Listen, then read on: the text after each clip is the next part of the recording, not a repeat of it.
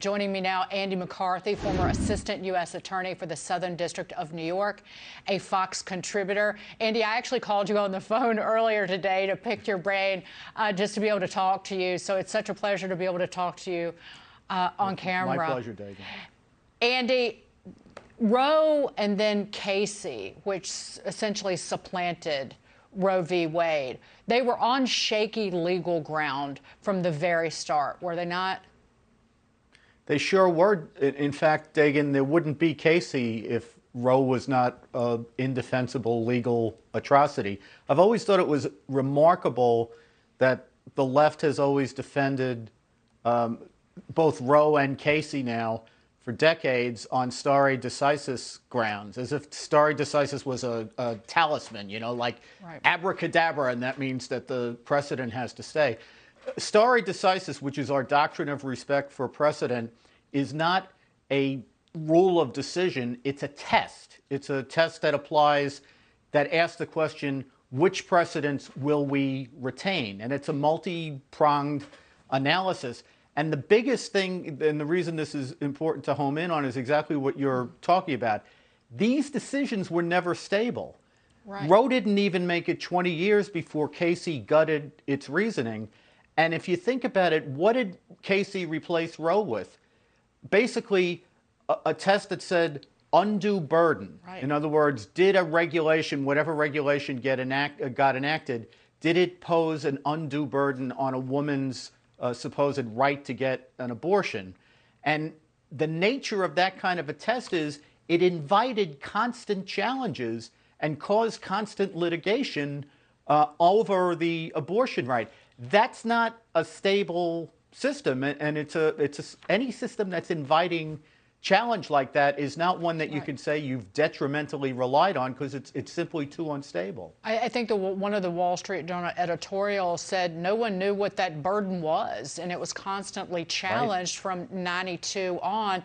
To that question, if people who are liberal, who support legal abortion nationwide, why didn't the Democrats, and they had the opportunity, why didn't they, which Joe Biden is calling for now, but why didn't they legalize it nationwide, go through the legislature? Were they not paying attention to the shaky legality of Roe than Casey?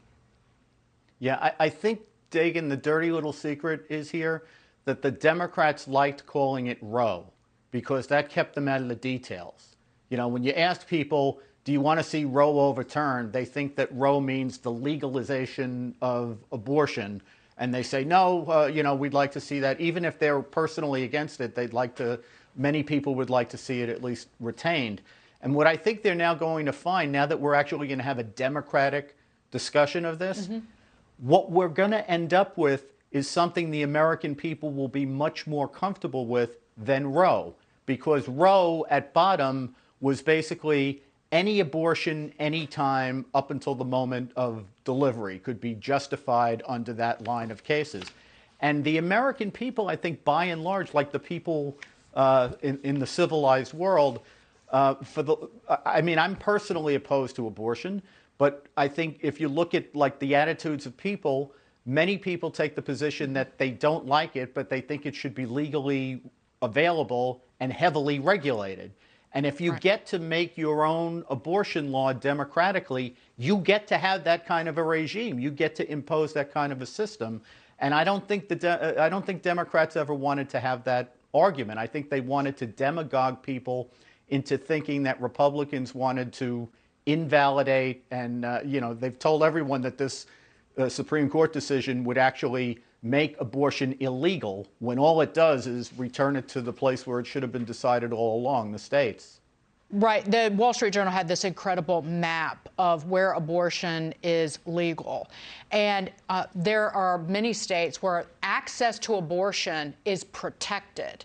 And there are 38% of women of reproductive age who live in those states, and an additional 22% who live in states where it's neither banned nor protected at this point. So that takes you to roughly 60% of the women of reproductive age have legal access to abortion. That could change. It's 39% in states where it's a near total ban, could be a ban, or could revive an unenforced ban. Just really quickly, Andy, I've got a couple more quick things to ask you. People are concerned that this decision leads to the overturning of Griswold on contraception, the overturning of other decisions, say Obergefell on the legalization of gay marriage, and that Justice Thomas did say in his concurring opinion, he wrote that the line of cases related to Roe, which under the constitutional guarantees of due process and liberty recognized rights to birth control, struck down sodomy laws, provided the same, should be overruled as well. Now, I know that Kavanaugh didn't write that and Alito didn't write that, Kavanaugh in his concurring opinion, but were you surprised that he wrote that? And talk about people's concerns that other cases fall or overturned by this court. Yeah, Dagan, I'm not surprised he wrote it because he's a very honest guy. And the fact of the matter is, the reason the court, in the majority opinion, felt it had to be emphatic in saying that we're only talking about abortion here and that fetal life is different from these other lines of authority. The reason they felt they had to say it is the logic of their decision does seem to put those other precedents in doubt. And I think everybody should just simply be honest about that. Now, the fact of the matter is, no one is tripping over themselves to write a piece of law that's going to, basically challenge Griswold. That's not going to happen. Democratically, that's not where people are at.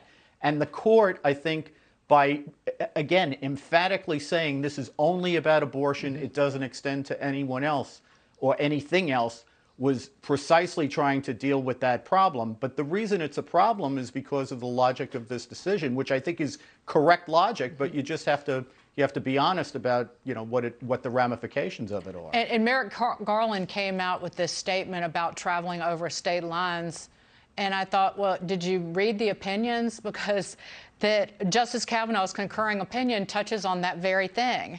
He said, he wrote, may a state bar a resident of that state from traveling to another state to obtain an abortion? In my view, the answer is no, based on the constitutional right to interstate travel. So if you go through these opinions, it should alleviate a lot of the concern. So I don't, Merrick Garland was doing a little bit of grandstanding, I think, but. Well, yeah, Dagan, I think, unfortunately, the history of Roe is that it politicized not only the judicial process, and particularly the judicial confirmation process, it's further politicized the Justice Department. So if that's what Attorney General Garland is saying, what it means is that Roe is going out the same way it came in. It's sheer politics. It's never been anything but politics, and it's never been defensible as law. Andy, thank you so much for being here. Andy McCarthy, always Thanks, a pleasure, Dagan. sir, especially on such an important day for the nation.